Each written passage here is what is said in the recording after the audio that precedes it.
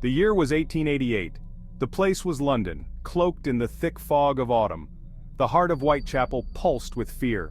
A specter stalked the cobbled streets, leaving a gruesome trail of death in its wake. His name, whispered in hushed tones, was Jack the Ripper.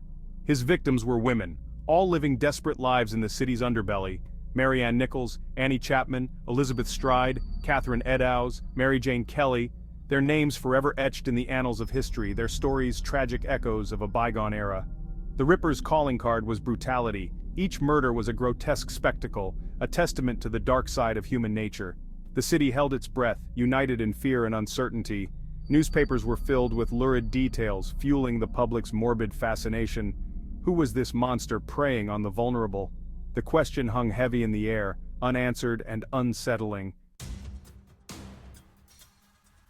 Each murder was a macabre masterpiece, carefully staged to instill maximum terror. The Ripper's weapon of choice was a knife, sharp and unforgiving. He wielded it with chilling precision, leaving behind a signature that sent shivers down the spines of even the most hardened police officers. Organs were removed with surgical expertise, incisions made with an almost anatomical knowledge. The brutality of the crimes was amplified by the almost clinical nature in which they were carried out. It suggested someone familiar with the human body, perhaps even a doctor or butcher. The police were baffled. Despite their best efforts, the Ripper always seemed to be one step ahead, vanishing into the labyrinthine alleys of Whitechapel as quickly as he appeared. The investigation was hampered by dead ends, false leads, and the sheer terror that gripped the city. London in 1888 was a city of stark contrasts. Gaslight illuminated the grand avenues of the wealthy, while the East End languished in poverty and squalor. Whitechapel, a breeding ground for vice and despair, provided the perfect hunting ground for the Ripper. The police, overwhelmed by the sheer volume of people and the lack of modern forensic techniques, were fighting a losing battle.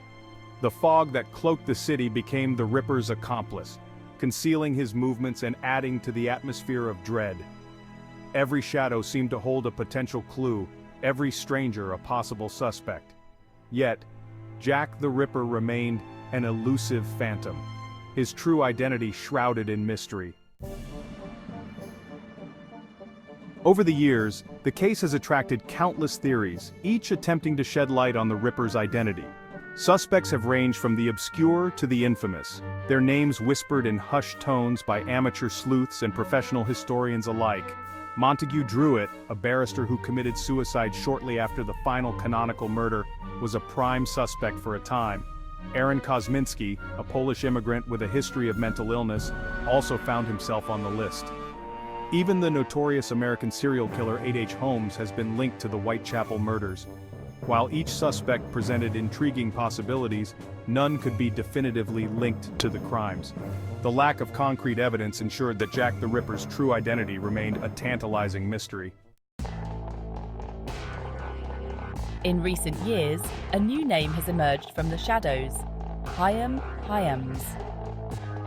In my book, One-Handed Jack, I present compelling evidence pointing to Hyams as the Whitechapel murderer. Hyams, a Polish-Jewish cigarette maker, lived in the heart of Whitechapel during the time of the murders. He suffered from epilepsy, a condition that could explain his violent episodes and erratic behavior. Medical records detail my deteriorating mental and physical health, aligning with the Ripper's escalating brutality. Eyewitness descriptions of the suspect, while often conflicting, bear a striking resemblance to Hyams's appearance. Horton's research, while not without its critics, sheds new light on the case, offering a plausible explanation for one of history's most enduring mysteries. Despite over a century of speculation and investigation, the identity of Jack the Ripper remains an enigma. The passage of time has done little to diminish the fascination with this Victorian-era boogeyman. He continues to haunt our collective imagination, a symbol of the darkness that lurks beneath the surface of society.